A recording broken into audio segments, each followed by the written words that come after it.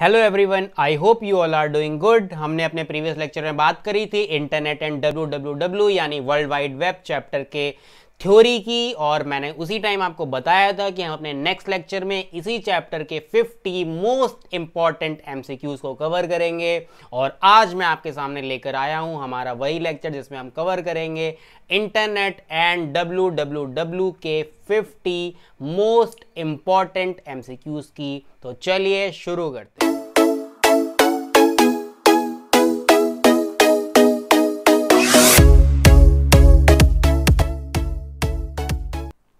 हमारा सबसे पहला क्वेश्चन है the vast network of computers that connects millions of people all over the world is called.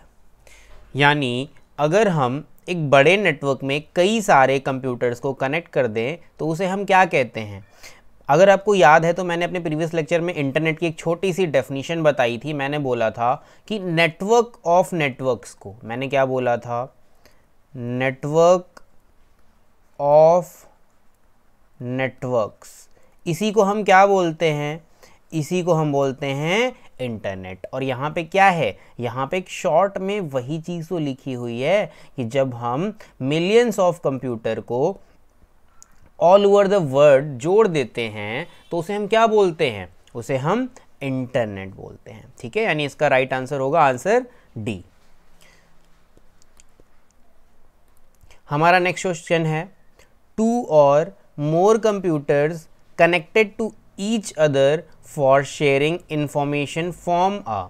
यानी जब हम दो या दो से ज़्यादा कंप्यूटर को एक दूसरे से कनेक्ट करके उससे इंफॉर्मेशन शेयर करते हैं तो वो क्या बनाते हैं।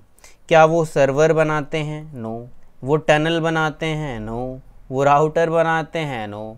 तो यानी हमारा क्या आंसर होगा, नेटवर्क। और अगर आपको नेटवर्क की एक सिंपल डेफिनेशन याद हो तो मैंने आपको वो यही बताई थी, मैंने आपको कम्युनिकेशन की डेफिनेशन बताई थी क्या होती है। ठीक है, या नेटवर्क, आखिर हम नेटवर्किंग क्यों करते हैं। मैंने आपको बताया था कि नेटवर्किंग का क्या फ़ायदा होता है। जब हमें रिसोर्सेज की, इंफॉर्मेशन की शेयरिंग करनी होती है तब हम क्या करते हैं, एक नेटवर्क फॉर्म करते हैं। ठीक है, और यहाँ पे वही तो कह रहा है कि हमें क्या करनी है, शेयरिंग इंफॉर्मेशन। ठीक है, यानी इन्फॉर्मेशन शेयर करनी है कनेक्ट करके। ठीक है, तो इस पूरे फॉर्मेशन को, इस पूरे स्ट्रक्चर को हम क्या बोलेंगे, नेटवर्क बोलेंगे।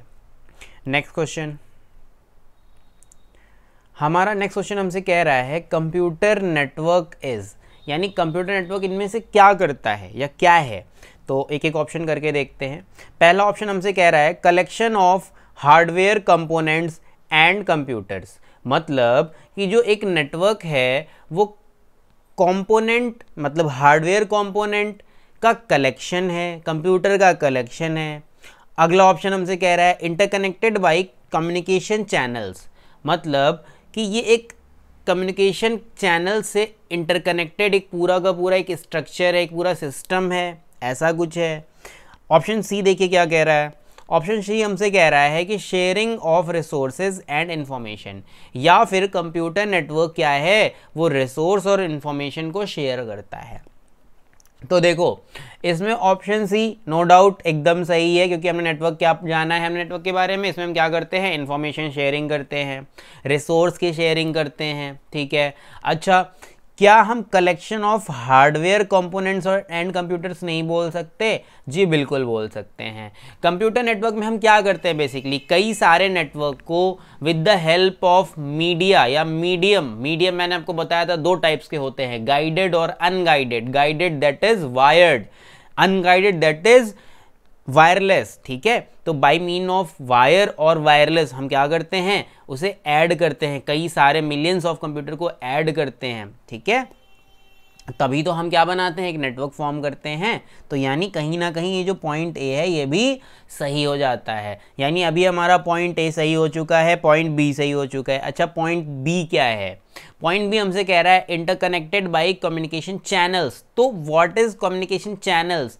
कम्युनिकेशन चैनल्स ही तो वही हैं जिस मीडिया के थ्रू हम उसे क्या करते हैं, इंटरकनेक्ट करते हैं। ठीक है, दैट इज सैटेलाइट हो सकता है, वो केबल्स हो सकते हैं, केबल्स में भी फाइबर ऑप्टिक्स हो, ट्विस्टेड पेयर हो, ठीक है, कोई भी केबल हो सकता है। तो यानी बी पॉइंट भी कहीं ना कहीं सही है इन टर्म ऑफ नेटवर्क, वो भी नेटवर्क को शो रिप्रेजेंट कर रहा है, ठीक है।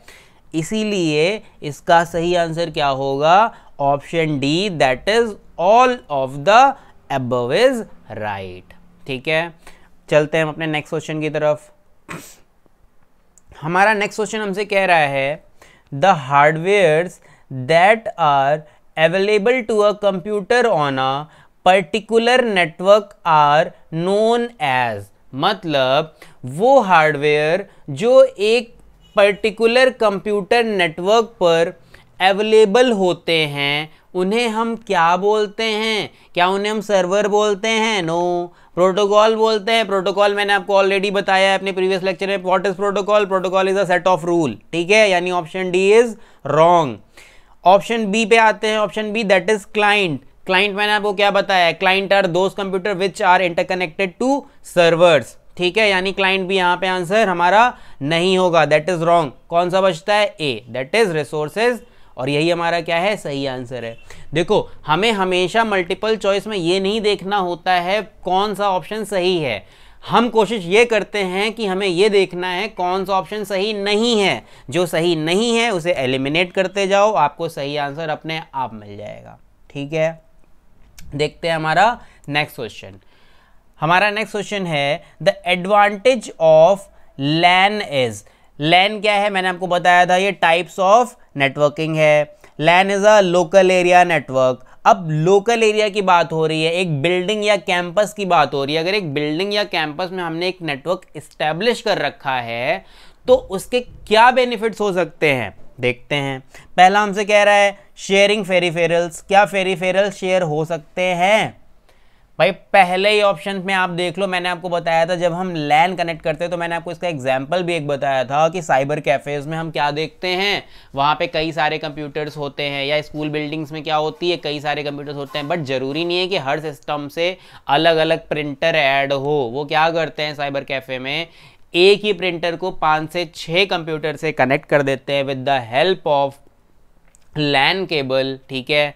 तो वो क्या करते हैं, नेटवर्क ही तो इस्टेब्लिश करते हैं, तो उससे इन्होंने क्या किया, रिसोर्स की शेयरिंग करी, फेरिफेरल को शेयर किया, ठीक है, यानी option A is a right answer. फिर भी एक बार अगर मान लो हमें राइट आंसर नहीं पता होता, थोड़ी देर के लिए हम मान लेते हैं हमें ये राइट आंसर नहीं पता है, ठीक है, तो हम बाकी एलिमिनेशन मेथड से भी देखते हैं इस ऑप्शन को, इस क्वेश्चन को कैसे सॉल्व करेंगे। ऑप्शन बी हमारा क्या है, बैकिंग अप योर डेटा, क्या लोकल एरिया नेटवर्क की हेल्प से हम बैकअप कर सकते हैं डेटा का, एब्सोल्युटली रॉन्ग, हम नहीं कर सकते। Option C saving all your data, क्या अपने सारे डेटा को सेव कर सकते हैं, जी नहीं, बिल्कुल भी नहीं, यानी ये भी गलत। लास्ट ऑप्शन हमसे क्या कह रहा है, एक्सेसिंग द वेब, क्या हम वेब यानी वेब को एक्सेस कर सकते हैं, नहीं, वो तो हम इंटरनेट की हेल्प से करते हैं, लैन से क्या मतलब है उसका, कोई मतलब नहीं है, ठीक है। यानी यहाँ पर हमने 3 ऑप्शन एलिमिनेट कर दिए हैं, तो हमारा एक ही ऑप्शन बचता है, दैट इज ऑप्शन ए, यानी शेयरिंग फेरिफेरल्स। तो यही हमारा क्या हो जाएगा, राइट आंसर हो जाएगा, ठीक है। बढ़ते हैं अपने अगले क्वेश्चन की तरफ। भाई अगला क्वेश्चन हमसे क्या कह रहा है, cable TV network is an example of, मैंने आपको जब लैन मैन वैन यानी टाइप्स ऑफ नेटवर्क पढ़ाया था या बताया था अपने प्रीवियस लेक्चर्स में, तो मैंने आपको तीनों की फुल फॉर्म, तीनों में कौन सा केबल यूज होगा और तीनों के एग्जाम्पल और इनका जियोग्राफिकल एरिया, ये कितना जियोग्राफिकल एरिया कवर करते हैं, मैंने आपको ये चीज़, ये डिटेल किलोमीटर्स में बताई थी, ठीक है, और एग्जाम्पल्स भी बताया था कि कौन सा कहाँ पे यूज़ होगा। तो भाई अभी केबल टीवी की बात हो रही है, केबल टीवी नेटवर्क की बात हो रही है, तो केबल टीवी नेटवर्क एक सिटी टू सिटी ही तो होता है, जरूरी है यहाँ पे डेन हो तो यही वाला केबल दूसरे भी सिटी में जाएगा, नहीं, ऐसा बिल्कुल नहीं होता है, दूसरे सिटी में उसके अलग वायर होते हैं, ठीक है। तो जब भी कभी हम बात सिटी की करते हैं, किसकी बात करेंगे, सिटी की बात करेंगे, तो ऐसा कौन सा वो नेटवर्क था जिसमें हम एक सिटी को कवर कर रहे थे। भाई लैन में मैंने आपको ज्योग्राफिकल एरिया कितना बताया था, 1 से 2 किलोमीटर मैक्स बताया था। वैन में मैंने वाइड एरिया नेटवर्क में आपको बताया था ये all over the globe cover करता है, यानी जब हम एक कंट्री से दूसरे कंट्री में नेटवर्क फैलाते हैं तब हम क्या यूज करते हैं, हम वैन यूज करते हैं। और यहां पे हम हमेशा क्या, कौन सा मीडियम यूज करते थे, अनगाइडेड मीडिया, मतलब सैटेलाइट यूज करते थे, वायरलेस यूज करते थे, ठीक है। अभी तीसरा हमारा कौन सा बचता है, एक और हमारा यहाँ पे दिया हुआ है पैन। पैन मैंने आपको नहीं बताया था, बेसिकली पैन होता है पर्सनल एरिया नेटवर्क। क्या होता है पैन, पर्सनल एरिया नेटवर्क। ये आपको हर जगह देखने को नहीं मिलेगा। पर्सनल एरिया नेटवर्क इज कि सिर्फ एक घर की बात हो रही है, सिर्फ एक बिल्डिंग की बात हो रही है। आप पैन को बोल सकते हो कि ये लैन का छोटा भाई है। क्या है, लैन का छोटा भाई है। जहां पर लैन हमारा 1 से 2 किलोमीटर रेडियस कवर करता है, वहीं पे पैन सिर्फ और सिर्फ हमारा 100 से 200 मीटर एरिया कवर करेगा। कितना कवर करेगा, 100 से 200 मीटर एरिया कवर करेगा, ठीक है। बट अभी बात हम किसकी कर रहे हैं, केबल टीवी नेटवर्क की। Cable TV network with in a city होता है, और वो कौन से नेटवर्क में कवर होगा, वो मैन में कवर होगा, यानी मेट्रोपॉलिटन एरिया नेटवर्क, ठीक है। यानी यहां पर option B is a right answer. देखते हैं हमारा अगला क्वेश्चन।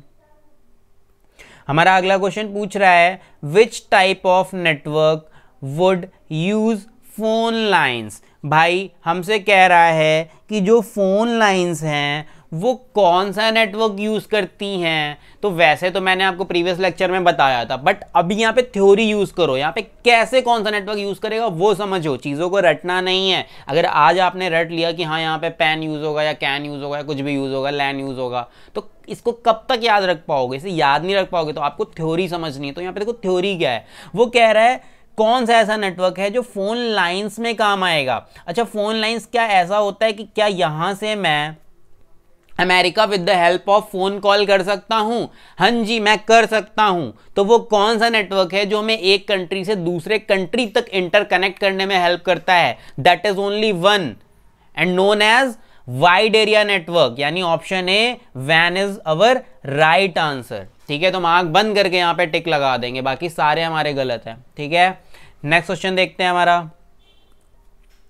नेक्स्ट क्वेश्चन हमसे कह रहा है geometric arrangement of devices on the network is called. अब वो कह रहा है कि अगर हम डिवाइसेस का एक जियोमेट्रिक अरेंजमेंट कर दें कि उनको, कि मान लो यहाँ पे कंप्यूटर एक यहाँ रखा है, एक यहाँ रखा है, एक यहाँ रखा है, एक यहाँ रखा है, एक यहाँ रखा है, ऐसे अगर हमें चीज़ें अरेंज करनी है, ज्योमेट्रिकली अरेंज करनी है, किसी शेप में अरेंज करनी है, वो भी नेटवर्क के अंदर करनी है, तो उसे हम क्या बोलते हैं? मीडिया बोलते हैं? नो, लैन तो लोकल एरिया नेटवर्क है, इसमें किसी भी जियोग्राफिकल अरेंजमेंट की बात नहीं होती है, यहाँ पे एरिया की बात होती है, यहाँ पे कितना एरिया कवर करेगा उसकी बात होती, तो यानी ये भी नहीं होगा।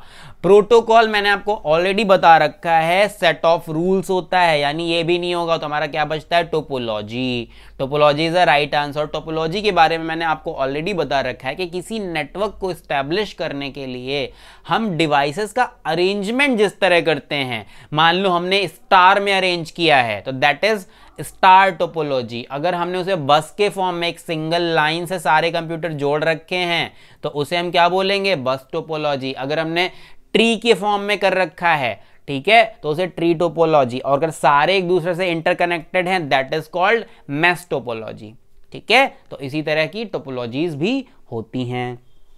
अच्छा, हमारा नेक्स्ट क्वेश्चन देखते हैं। हमारा नेक्स्ट क्वेश्चन है network components are connected to the same cable in the topology. हमसे कह रहा है कि वो कौन सी टोपोलॉजी है जिसमें एक ही केबल में, एक सेम केबल में कई सारे कंपोनेंट्स यूज होते हैं या कनेक्ट होते हैं। तो मैंने आपको सारी टोपोलॉजी के बारे में बताया है, उसमें से एक टोपोलॉजी जो सबसे पहले बताई थी, मैंने बताया था आपको बस टोपोलॉजी। बस टोपोलॉजी में हमारा क्या होता है कि एक सिंगल वायर होता है, ठीक है, एक सिंगल केबल होती है और उसमें ही सारे कंपोनेंट्स या सारे क्लाइंट हम कह सकते हैं वो ऐड होते हैं, ठीक है। जैसे मान लो यहाँ पे अगर A है तो यहाँ पे B है, यहाँ पे C है, यहाँ पे D है, यहाँ पे E है। ये सारे के सारे क्या हैं? क्लाइंट हैं, और ये सारे एक सिंगल लाइन से क्या है, कनेक्टेड है, इंटरकनेक्टेड है ऑल ओवर द नेटवर्क। ठीक है, इस टोपोलॉजी को हम क्या बोलते हैं, बस टोपोलॉजी। तो इसका यानी सही आंसर क्या होगा इस क्वेश्चन का, option C is a right answer, that is bus topology. अच्छा, हमारा अगला क्वेश्चन देखते हैं।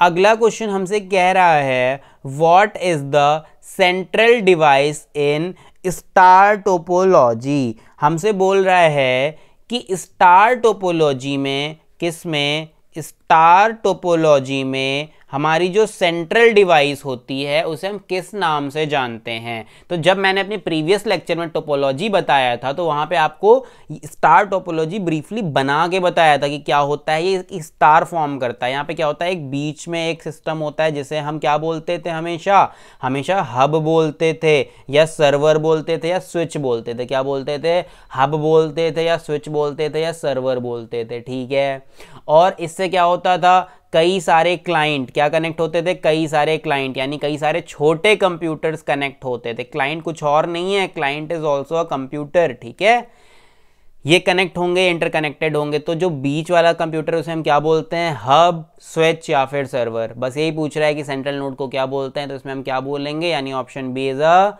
राइट आंसर, जो कि क्या है हमारा, हब और स्विच। बाकी STP server wrong, PDC wrong, router wrong. ठीक है, देखते हैं हमारा नेक्स्ट क्वेश्चन। हमारा नेक्स्ट क्वेश्चन हमसे कह रहा है which of the following topology is least affected by addition oblique removal of a node. इसमें से कौन सी ऐसी टोपोलॉजी है जो सबसे कम इफेक्ट होगी किस चीज से, अगर उस टोपोलॉजी में हम कोई एक और क्लाइंट ऐड कर दें तो, और या फिर अगर उसमें से कोई एक क्लाइंट खराब हो जाए तो उसे हटा दे तो। यानी ये दोनों ही चीजें करने में हमारी कौन सी ऐसी टोपोलॉजी है जो सबसे कम इफेक्टेड होगी, लीस्ट इफेक्टेड होगी, वो टोपोलॉजी कौन सी है। तो अगर हम थ्योरेटिकल समझें तो मैंने आपको बस टोपोलॉजी में क्या बताया था, मैंने बोला था यहाँ पे एक सिंगल वायर से हमारे सारे के सारे क्लाइंट या सारे के सारे कंप्यूटर कनेक्ट होते हैं। ठीक है, अच्छा इसमें ध्यान से देखो, अगर हम किसी एक को हटाएंगे या एक हमारा खराब हो जाए तो दूसरे तक डेटा जाने में परेशानी होगी। ठीक है, वो वैसे भी यहाँ पे तो डेटा कोलिजन का इशू बहुत होता है बस टोपोलॉजी में। ठीक है, तो यानी ये तो लीस्ट अफेक्टेड हो ही नहीं सकती। बट यहीं पर अगर हम स्टार की बात करें, किसकी बात करें, स्टार टोपोलॉजी। स्टार टोपोलॉजी में क्या होता है, एक सेंट्रल नोड, एक सेंट्रल हब होता है। ठीक है, अब इससे क्या होते हैं, आपके सारे क्लाइंट कनेक्ट होते हैं, सारे नोड कनेक्ट होते हैं। ठीक है, अब मान लो यहाँ पे ये जो क्लाइंट है ये ऑलरेडी अभी ए बी सी डी, ये छोटे कंप्यूटर्स यानी छोटे क्लाइंट्स कनेक्टेड हैं। ठीक है, अभी मुझे यहाँ पे क्या करना है, या तो एडिशन करना है या रिमूवल करना है। अच्छा पहले मैं एडिशन करके देखता हूँ।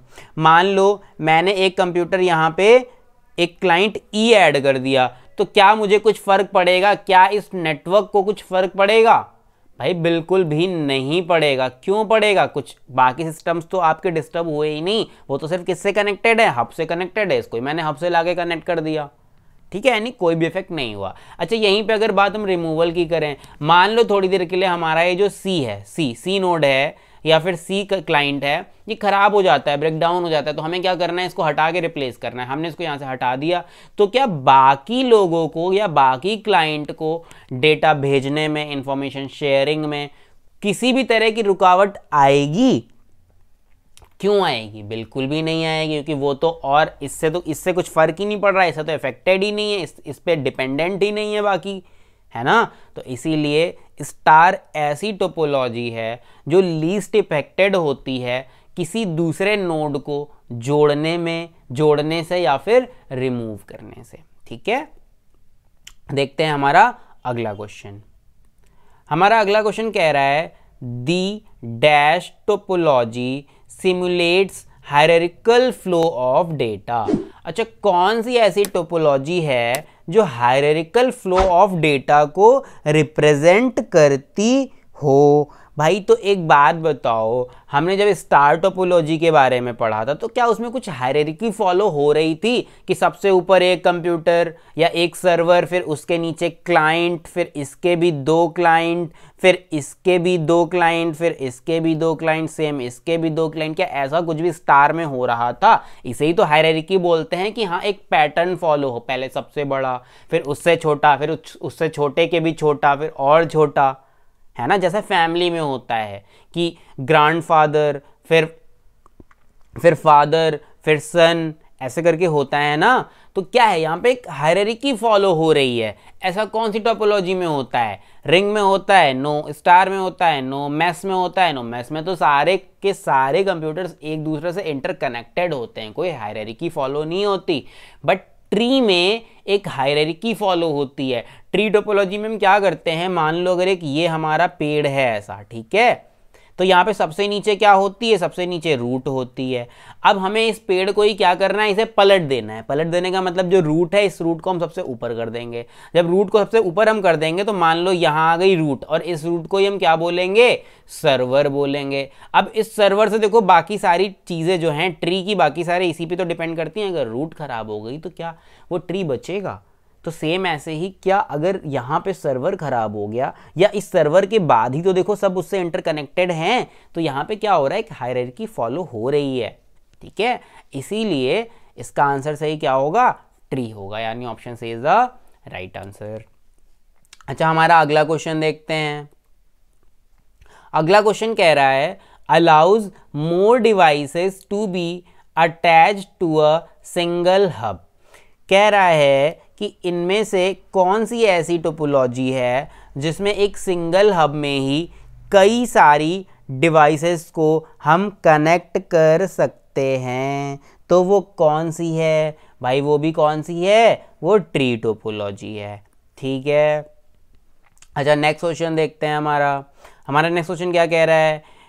It is a network of network that connects millions of computer. तो मैंने आपको इंटरनेट की डेफिनेशन क्या बताई थी? That is network of networks, ठीक है। तो यानी यहाँ इसका राइट आंसर क्या होगा? इंटरनेट होगा।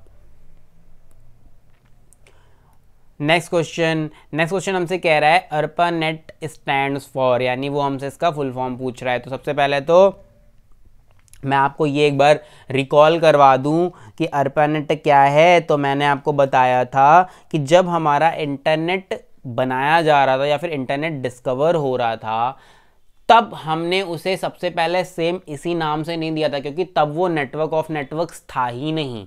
तब हम इंटरनेट सिर्फ और सिर्फ कुछ यूनिवर्सिटीज़ के लिए ही यूज़ कर रहे थे, ठीक है। बहुत बड़े ग्लोब पे यूज़ हम नहीं कर रहे थे इसे, ठीक है। तो तब हमने इसे क्या नाम दिया था? अर्पानेट नाम दिया था, ठीक है।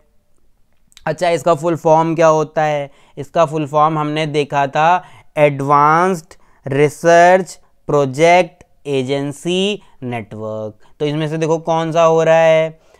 Advance research project agency networks. अच्छा, नीचे वाला देखो क्या है? Advanced research project agency network. अब देखो आपको लग रहा होगा ये दोनों एक हैं, बट ये दोनों एक नहीं हैं। जो राइट आंसर है वो क्या है? देखो मैं यहाँ पे लिख रहा हूँ, इसे ध्यान से देखो। Advanced research projects agency network, ये है राइट आंसर। बट अभी मोस्ट ऑफ द केसेस में हमारे मैक्सिमम स्टूडेंट्स क्या करेंगे, वो जैसे ही ऑप्शन ए देखेंगे वो देखेंगे advance research projects agency networks, सब कुछ तो सही लग रहा है, इसे टिक मार दो, और यहीं पे कर देंगे वो गलती क्या कर देंगे? बहुत ध्यान से अगर हम देखें तो हमारे इस लास्ट वर्ड में यहाँ पे क्या है? नेटवर्क है, नेटवर्क्स नहीं है, एस नहीं है लास्ट में, ठीक है। तो इसीलिए हमारा ऑप्शन डी सही होगा, ना कि ऑप्शन ए। बात समझ में आई? तो ऐसे भी क्वेश्चन आते हैं जिसमें एक बहुत छोटा सा, एक बहुत सा माइनर डिफरेंस होता है, और उस ऑप्शन को वो सबसे पहले कर देते हैं एग्जाम्स में। क्या करते हैं? सबसे पहले कर देते हैं, ताकि स्टूडेंट्स हमारे क्या करें, जैसे ही पहला ऑप्शन देखें टिक मार दें और लो काम वहीं पे ख़त्म, ठीक है, तो इससे हमें बचना है, हमें एक बार सारे ऑप्शंस जरूर पढ़ने हैं, ठीक है, ध्यान से वो भी। चलिए देखते हैं हमारा नेक्स्ट क्वेश्चन। हमारा नेक्स्ट क्वेश्चन कह रहा है the first computer network of the world is, यानी हमारा जो कंप्यूटर नेटवर्क था सबसे पहला वो कौन सा था। क्या हमने इंटरनेट नाम दिया था उसे? नहीं दिया था, हमने उसे क्या नाम दिया था? अर्पानेट नाम दिया था। मैंने अभी आपको प्रीवियस क्वेश्चन में ये चीज रिकॉल भी करवाई है। तो बिना किसी कंफ्यूजन के हम क्या करेंगे, ऑप्शन सी पे टिक लगा देंगे। अच्छा, अब देखते हैं हमारा नेक्स्ट क्वेश्चन। तो हमारा नेक्स्ट क्वेश्चन क्या कह रहा है? नेक्स्ट क्वेश्चन कह रहा है the www is made up of the set of interconnected dash that are linked together over the network, यानी जो www है वो क्या इंटरकनेक्ट करता है, किन चीज़ों को? इंटरनेट पे। तो भाई मैंने जब आपको www के बारे में बताया था तो एक सिंपल चीज़, एक सिंपल लैंग्वेज में, एक सिंपल सेंटेंस में आपको बताया था कि ये इंटरनेट पे जितने भी वेब पेजेस हैं उनको इंटरनेट से लिंक करता है। क्या करता है? वेब पेजेस को इंटरनेट से लिंक करने का काम करता है, ठीक है। तो इसका राइट आंसर क्या होगा? Web pages. क्या होगा? Web pages. देखते हैं हमारा नेक्स्ट क्वेश्चन। हमारा नेक्स्ट क्वेश्चन हमसे कह रहा है web pages created using language, यानी जो वेब पेज होते हैं वो कौन सी लैंग्वेज यूज़ करके बनाए जाते हैं? क्या वो XML में बनते हैं? नो। क्या C में बनते हैं? नो। क्या जावा में बनते हैं? नो। वो बेसिकली जो एक नेटिव लैंग्वेज होती है जिससे शुरुआत हुई है वेब पेजेस के बनने की, वो हमेशा HTML में बनते हैं। अच्छा, HTML का फुल फॉर्म भी इम्पॉर्टेंट है। तो HTML का फुल फॉर्म क्या होता है? Hyper text markup language. क्या होता है full form? Hyper text markup language. अच्छा, HTML में एक चीज़ और, जितने भी हम इसमें कोड्स नहीं होते हैं, इसमें बेसिकली टैग होते हैं। क्या होते हैं?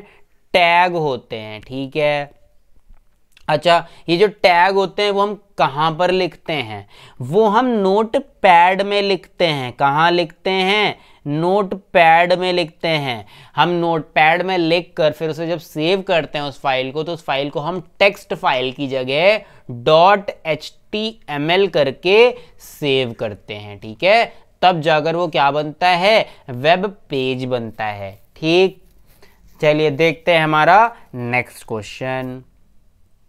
अच्छा, नेक्स्ट क्वेश्चन हमसे कह रहा है a website is a collection of, जो वेबसाइट होती है वो किसका कलेक्शन होती है? तो भाई एक वेबसाइट में हम किसका कलेक्शन करते हैं? वेब पेजेस का कलेक्शन करते हैं। आपने अगर कोई वेबसाइट देखी होगी, जैसे हम एग्जांपल लेते हैं www.career@home.in का, ठीक है। अच्छा, इस वेबसाइट को अगर हम खोलेंगे तो हम देखेंगे एक हमारे सामने होम पेज खुलेगा। क्या खुलेगा? एक होम पेज खुलेगा। उसके बाद हमें बहुत सारी कैटेगरीज मिलेंगी। हमें मिलेगा मान लो करंट अफेयर्स कैटेगरी 1, ठीक है। करंट अफेयर्स हिंदी मिल जाता है, करंट हिंदी, ठीक है। तो जैसे ही हम इस पर क्लिक करेंगे तो वो हमें एक दूसरे वेब पेज पे डाइवर्ट कर देगा। क्या करेगा? हमें एक दूसरे वेब पेज पे डाइवर्ट कर देगा और हम दूसरे वेब पेज पे पहुंच गए। अच्छा, अब वहां से जैसे हम इस वेब पेज पे आएंगे तो यहाँ पे हमें दिखेगा डेट वाइज। मान लो हमें दिखेगा 28 ऑफ जून के करंट अफेयर्स, 29 ऑफ जून के करंट अफेयर्स, ऐसी सारी डेट्स दिखेंगी। अब उसमें से मान लो हमने 28 पे क्लिक किया तो फिर से हम एक दूसरे वेब पेज पे रिडायरेक्ट हो जाएंगे जिसमें सिर्फ इस डेट के करंट अफेयर्स मेंशन होंगे। तो यानी हम इन सारी बातों से इस कंक्लूजन पर पहुंचते हैं कि एक वेबसाइट कुछ नहीं होती, वो क्या होती है? कई सारे वेब पेजेस का कलेक्शन होती है। क्या होती है? कई सारे वेब पेजेस का कलेक्शन होती है, ठीक है। यानी इसका आंसर क्या होगा? ऑप्शन बी, यानी वेब पेजेस। अच्छा, देखते हैं हमारा नेक्स्ट क्वेश्चन।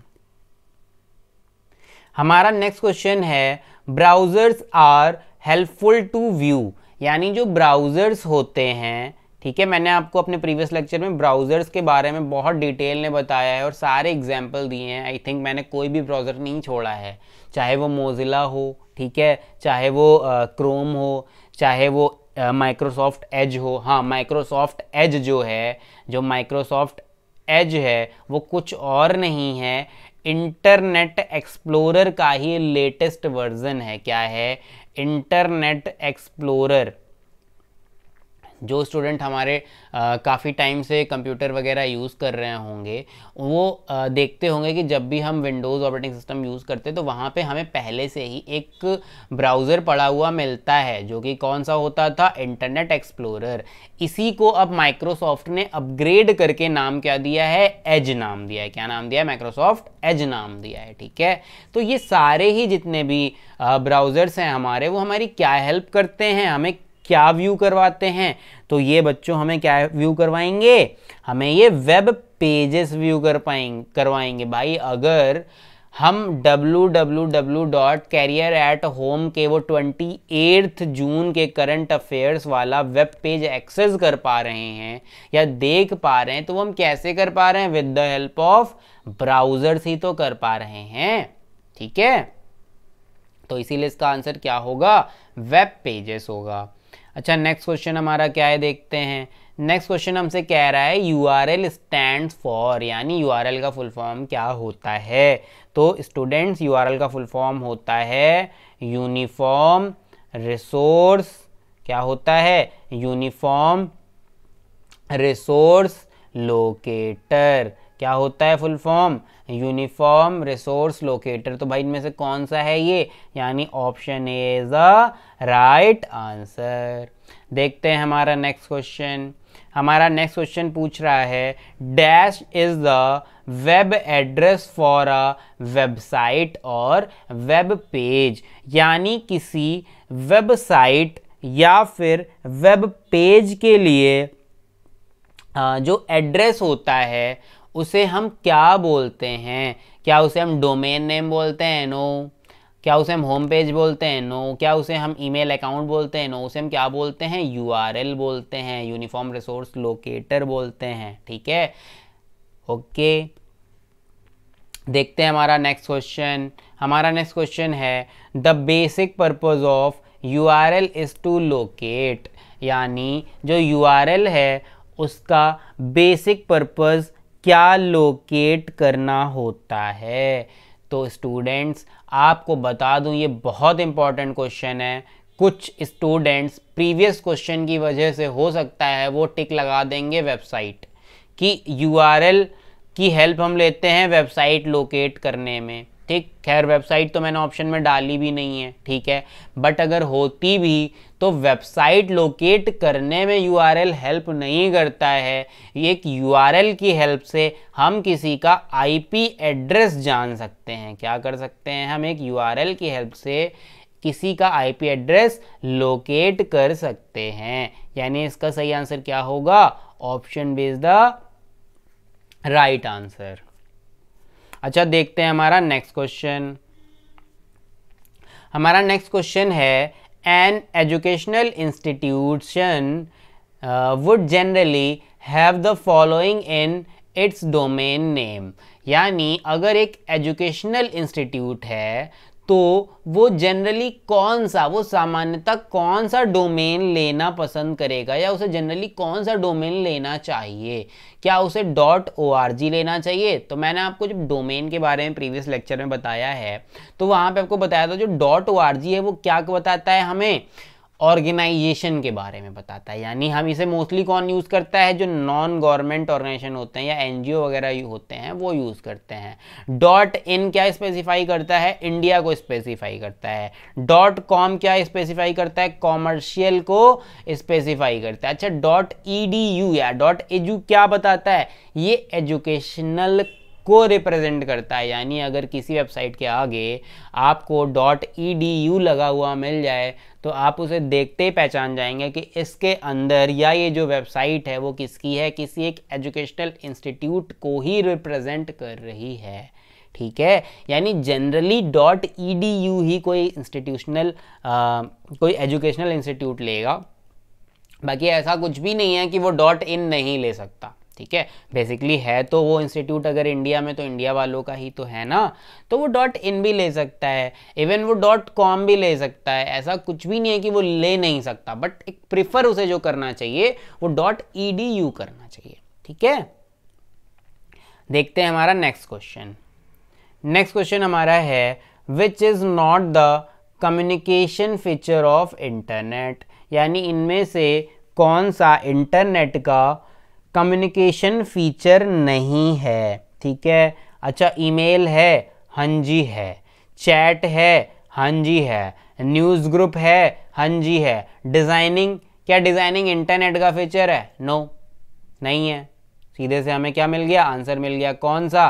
तो हमसे पूछ क्या रहा था? Not the communication feature of internet, यानी option D is the right answer. कौन सा ऑप्शन सही होगा? यानी option D is the right answer. अच्छा, नेक्स्ट क्वेश्चन देखते हैं हमारा क्या कह रहा है। नेक्स्ट क्वेश्चन हमसे पूछ रहा है video conferencing is use for, यानी जो वीडियो कॉन्फ्रेंसिंग होती है उसका यूज हम किस लिए करते हैं? क्या एक दूसरे से बात करने के लिए करते हैं? हाँ जी करते हैं। लाइव कन्वर्सेशन करने के लिए करते हैं? हाँ जी करते हैं। कम्युनिकेटिंग पर्पज से करते हैं? हाँ जी इसलिए भी करते हैं, यानी ऑल ऑफ द अबव होगा इसमें। नेक्स्ट क्वेश्चन देखते हैं। नेक्स्ट क्वेश्चन कह रहा है dash includes sharing business information, maintaining business relationship and conducting business transaction by mean of telecommunication network, यानी इनमें से कौन सी चीज़ है जो हम क्या करते हैं? एक बिजनेस इंफॉर्मेशन शेयर करते हैं, या फिर बिजनेस रिलेशनशिप को मेंटेन करने के लिए करते हैं, या फिर कोई ट्रांजैक्शन हमारा हो वो कंडक्ट करने के लिए करते हैं, वो भी कहाँ पर? टेली कम्युनिकेशन नेटवर्क में। तो इसे हम क्या बोल सकते हैं? क्या इसे हम ई मार्केटिंग बोल सकते हैं? नो। क्या इसे हम ई बिजनेस बोल सकते हैं? नो। क्या इसे हम ई प्रोक्योरमेंट बोल सकते हैं? नो। ई कॉमर्स बोलते हैं उसे हम। ई कॉमर्स में हम क्या करते हैं? ई कॉमर्स में हम एक बिजनेस इंफॉर्मेशन शेयर करते हैं, बिजनेस को बिजनेस रिलेशनशिप को मेंटेन करते हैं, साथ में साथ ट्रांजेक्शन भी इसमें कंडक्ट होते हैं, ठीक है। तो इसका सही आंसर यानी क्या होगा? ऑप्शन ए, यानी ई कॉमर्स। देखते हैं हमारा नेक्स्ट क्वेश्चन। हमारा नेक्स्ट क्वेश्चन कह रहा है which of the following website is not used for job search, यानी इनमें से कौन सी ऐसी वेबसाइट है जो जॉब सर्च के लिए यूज़ नहीं होती है?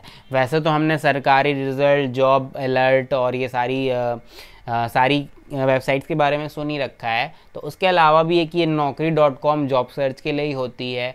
recruitment.com भी इसी पर्पस के लिए यूज़ करते हैं, एंड monster.com भी जॉब सर्च के लिए ही यूज़ होती है। बट जो माई स्पेस है वो जॉब सर्च के लिए यूज़ नहीं होती है, यानी इस क्वेश्चन का राइट आंसर होगा ऑप्शन डी।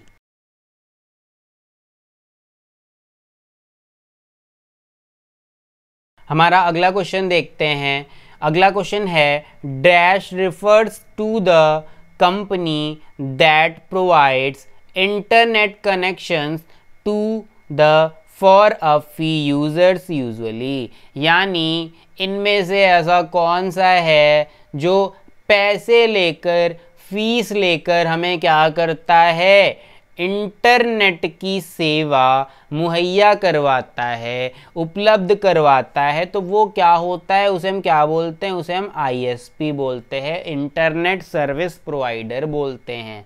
जैसे कि हमारा एयरटेल हो गया, ठीक है, हमारा BSNL हो गया। किसी ने क्या कर रखा है? BSNL का नेट लगवा रखा है, किसी ने एयरटेल का लगवा रखा है, किसी ने जियो फाइबर लगवा रखा है, किसी ने ACT फाइबर लगवा रखा है।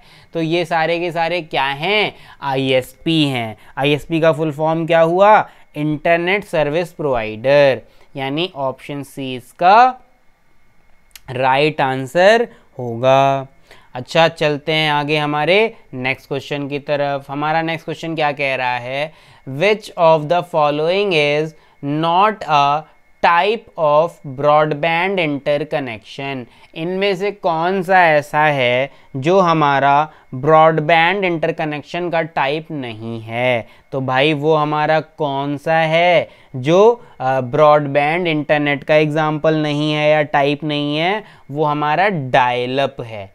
कौन सा है, डायल अप है। जो केबल होता है, जो डीएसएल होता है, जो सैटेलाइट होता है, ये सारे के सारे हमारे क्या हैं, ब्रॉडबैंड के ही टाइप हैं। बट यहाँ पे जो डायल अप है वो इसका किसका यानी ब्रॉडबैंड इंटरनेट का टाइप बिल्कुल भी नहीं है। ठीक है। अच्छा यहाँ पे एक ये जो नया आ रहा है आपको डीएसएल दिख रहा है, ठीक है। तो डीएसएल के बारे में हम इसका एक बार फुल फॉर्म देख लेते हैं। इसका फुल फॉर्म होता है डिजिटल सब्सक्राइबर लाइन।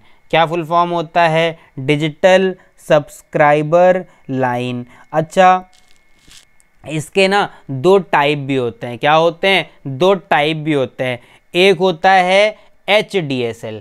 क्या होता है, HDSL।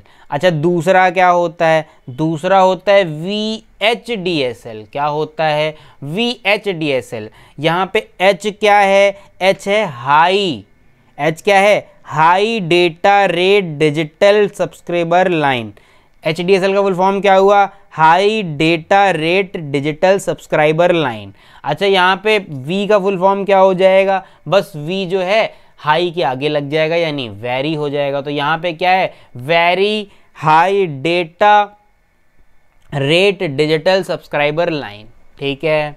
अच्छा चलिए आगे बढ़ते हैं हमारे नेक्स्ट क्वेश्चन की तरफ। हमारा नेक्स्ट क्वेश्चन कह रहा है DSL is an example of which connection. यानी जो DSL है जिसका फुल फॉर्म अभी हमने पीछे क्वेश्चन में जाना, ये कौन से कनेक्शन का एग्जाम्पल है। तो अभी हमने पहले ही पीछे यही बात कर ली थी कि वो जो बचे हुए तीन थे वो किसके थे, वो सारे के सारे ब्रॉडबैंड के एग्जाम्पल थे। किसके थे, ब्रॉडबैंड के थे। ठीक है। तो यहाँ पे देखो ऑप्शन डी हमारा क्या दिया हुआ है, ब्रॉडबैंड, यानी broadband is the right answer. अच्छा देखते हैं हमारा next question, which of the following allows high speed internet connections without use of cable और वायर्स। यानी इनमें से ऐसा कौन सा है जो without use of wire, without use of cable हमें high internet connection, high speed internet connection provide करवाता है। तो भाई वो क्या है, वाईफाई है। अच्छा कोई पूछे वाईफाई का फुल फॉर्म क्या होता है, तो वाईफाई का फुल फॉर्म क्या होता है, वायरलेस फिडेलिटी। क्या होता है फुल फॉर्म, वायरलेस फिडेलिटी। और इसमें बेसिकली क्या होता है कि किसी भी वायर की, किसी भी केबल की नीड नहीं होती है इंटरनेट को यूज करने के लिए। ठीक है। देखते हैं हमारा नेक्स्ट क्वेश्चन। हमारा नेक्स्ट क्वेश्चन है standard straight through cable is used for connecting computers with. हमसे कह रहा है कि जो स्टैंडर्ड स्ट्रेट केबल होता है उसका यूज हम क्या जोड़ने के लिए करते हैं। तो भाई इसमें ऑप्शन देखो, राउटर, स्विच, हब। भाई हम एक जब इंटरनेट से जोड़ेंगे, जब एक नेटवर्क बनाएंगे, नेटवर्क इस्टेब्लिश करेंगे, तो वहाँ पे हम राउटर भी लगाएंगे, वहाँ पे हम स्विच भी लगाएंगे। स्विच का मतलब क्या है, स्विच का मतलब वही हब, हब को ही तो हम स्टार टोपोलॉजी में स्विच बोलते हैं ना। तो यानी हब और स्विच के साथ साथ, सॉरी स्विच हब और दोनों ही देखो दे रखा है इन्होंने, ये इन्हें ऐसा नहीं करना चाहिए था। या तो इन्हें स्विच लिखना चाहिए था या फिर इन्हें हब लिखना चाहिए था, क्योंकि बोथ आर सेम थिंग्स। ठीक है। जब हम स्टार टोपोलॉजी की बात करेंगे तो यहाँ पे यानी हम ये तीनों ही चीज़ें क्या करते हैं, केबल के थ्रू जोड़ते हैं। तो यानी इसका सही आंसर क्या होगा, ऑल ऑफ दीज। चलिए देखते हैं हमारा नेक्स्ट क्वेश्चन। हमारा नेक्स्ट क्वेश्चन क्या कह रहा है, अ set of rules is called. अच्छा स्टूडेंट्स, मैंने जब आपको प्रोटोकॉल की डेफिनेशन बताई थी तो मैंने क्या बोला था कि सिंपल लैंग्वेज में, सिंपल वर्ड्स में हम क्या इसे बोल सकते हैं, इसे हम बोल सकते हैं सेट ऑफ रूल्स। ठीक है, तो यानी यहाँ पे मार्क बंद करके प्रोटोकॉल पे यानी ऑप्शन बी पे टिक लगा देंगे और हमारा ये सही हो जाएगा। अच्छा नेक्स्ट क्वेश्चन देखते हैं। नेक्स्ट क्वेश्चन हमसे कह रहा है which protocol allows different computers to communicate by creating a network of networks. यानी इनमें से कौन सा ऐसा प्रोटोकॉल है, इनमें से ऐसा कौन सा प्रोटोकॉल है जो हमें अलाउ करता है कई सारे कंप्यूटरों को all over the network communicate करने के लिए। तो भाई मैंने आपको सारे के सारे प्रोटोकॉल का यूज़ बताया था। ठीक है, उसमें से मैंने अगर टीसीपी की बात करें यानी ट्रांसफ़र कंट्रोल प्रोटोकॉल, तो कोई भी फाइल सेंडर से रिसीवर को जो जा रही है वो सही से पहुंच जाए, सेम उसी फॉर्म में उसी स्टेट में पहुंच जाए, ये सारी चीज़ें जो है ये रिलायबिलिटी कौन करवाता है, टीसीपी करवाता है। यानी इसका टीसीपी आंसर नहीं होगा। फिर अगर हम एफटीपी की बात करें that is file transfer protocol, यानी जो एफटीपी होगा वो क्या इंश्योर करवाता है कि फ़ाइल जो है हमारी नेटवर्क में या इंटरनेट पे क्या हो जाए, एक दूसरे को ट्रांसफ़र हो जाए, दूसरे सिस्टम को ट्रांसफ़र हो जाए। तो यानी इसका ये भी आंसर नहीं होगा। बात करते हैं एसएमटीपी की, तो एसएमटीपी का मैंने आपको बताया था कि इसका क्या यूज़ होता है, जब हम सिंपल किसी को मेल करते हैं, क्या करते हैं, सिंपल किसी को मेल करते हैं, यानी ये वाला जो है मेलिंग पर्पस से यूज़ होता है, यानी इसका आंसर ये भी नहीं होगा। बट जब अगर हम बात करें आईपी की यानी इंटरनेट प्रोटोकॉल की, तो वो क्या करता है, वो डिफरेंट कंप्यूटर्स को कम्युनिकेट करने के लिए अलाउ करता है। ठीक है, यानी इसका सही आंसर, राइट आंसर क्या होगा, option C IP that is internet protocol. हमारा नेक्स्ट क्वेश्चन देखते हैं। हमारा नेक्स्ट क्वेश्चन कह रहा है which of the following protocol allows delivery of voice communication over IP network. यानी निम्नलिखित में से कौन सा प्रोटोकॉल है जो वॉइस कम्युनिकेशन को अलाउ करता है। तो भाई वो कौन सा है, वो VoIP प्रोटोकॉल है। कौन सा है, VoIP प्रोटोकॉल है। इन सारे प्रोटोकॉल, इसके अलावा जितने प्रोटोकॉल हैं, ये आपके FTP और TCP, PPP तो कोई प्रोटोकॉल होता ही नहीं है। ठीक है, तो इनके बारे में मैं आपको ऑलरेडी बता चुका हूँ। चलिए बढ़ते हैं हमारे नेक्स्ट क्वेश्चन की तरफ। हमारा नेक्स्ट क्वेश्चन क्या है, dash address is a logical numeric address that is assigned to every single computer और डिवाइस। यानी निम्नलिखित में से कौन सा एड्रेस है जो एक लॉजिकल न्यूमेरिक एड्रेस है और वो प्रत्येक कंप्यूटर या फिर डिवाइस को दिया जाता है, असाइन होता है। तो भाई उसे हम क्या बोलते हैं, आईपी एड्रेस बोलते हैं। क्या बोलते हैं, आईपी एड्रेस, यानी इंटरनेट प्रोटोकॉल एड्रेस बोलते हैं। ठीक है, चलिए बढ़ते हैं हमारे नेक्स्ट क्वेश्चन की तरफ। हमारा नेक्स्ट क्वेश्चन है वर्जन्स ऑफ आईपी। क्या क्वेश्चन है, versions of IP is are, sorry यहाँ पे आर होगा, क्या होगा यहाँ पे, ये टाइपिंग मिस्टेक है, इज आर। यानी निम्नलिखित में से कौन सा है जो इंटरनेट प्रोटोकॉल का वर्जन है। तो भाई कौन सा है वो, IPv4 भी होता है और IPv6 भी होता है।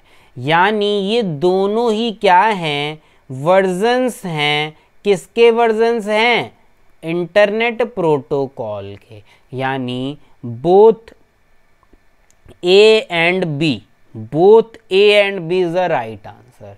यानी सी जो है हमारा वो सही जवाब है। देखते हैं हमारा नेक्स्ट क्वेश्चन।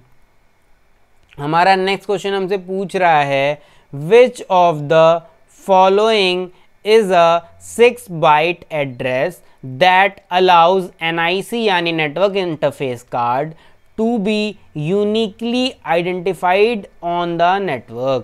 यानी निम्नलिखित में से कौन सा 6 बाइट का एड्रेस है जो कि अलाउ करता है नेटवर्क इंटरफेस कार्ड को नेटवर्क में यूनिकली आइडेंटिफाई करने के लिए। तो इस एड्रेस को यानी जो 6 बाइट का एड्रेस है इसको हम क्या बोलते हैं? मैंने आपको अपने प्रीवियस लेक्चर में मैक एड्रेस के बारे में बताया था कि ये एक फिजिकल एड्रेस होता है और ये हमेशा 6 बाइट का होता है। कितनी बाइट का होता है? 6 बाइट का होता है। ठीक है, यानी इसका सही जवाब क्या होगा? मैक एड्रेस होगा। चलिए देखते हैं हमारा नेक्स्ट क्वेश्चन। हमारा नेक्स्ट क्वेश्चन है which command is use to find MAC address of computer. यानी किसी कंप्यूटर का अगर हमें मैक एड्रेस फाइंड आउट करना हो तो हम क्या कमांड देंगे उस कंप्यूटर को? ठीक है, क्या हम उसे ipconfig/mac/all-config क्या ये कमांड देंगे? नहीं। क्या उसे हम कमांड देंगे iconfig/mag? नो। क्या उसे हम कमांड देंगे ipconfig? नो। हम उसे क्या कमांड देंगे? ipconfig/all। यानी option B is the right answer. देखते हैं हमारा नेक्स्ट क्वेश्चन। हमारा नेक्स्ट क्वेश्चन हमसे पूछ रहा है फुल फॉर्म ऑफ IMEI। तो भाई IMEI का फुल फॉर्म क्या होता है? इसका फुल फॉर्म होता है इंटरनेशनल मोबाइल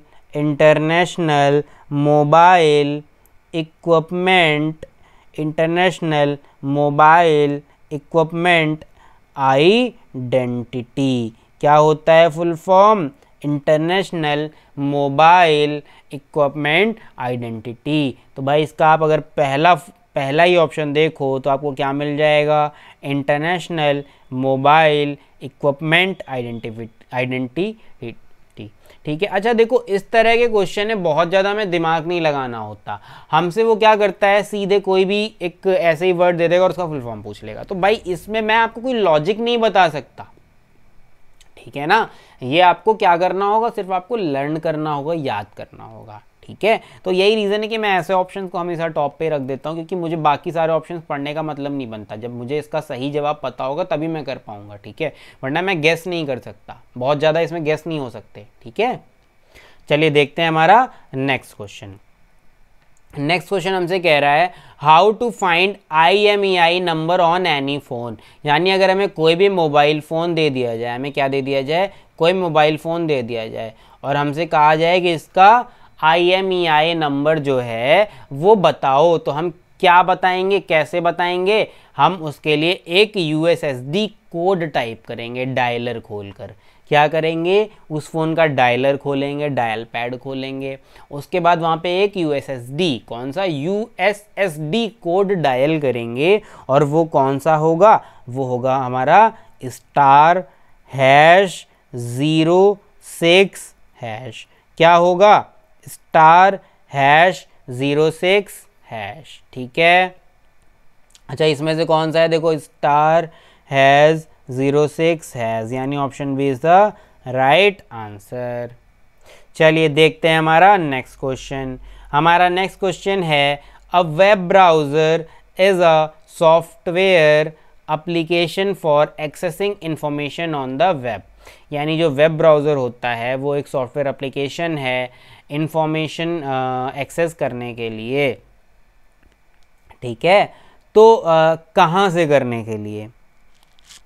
यानी भाई www से करने के लिए, वर्ल्ड वाइड वेब से करने के लिए। कहाँ से करने के लिए?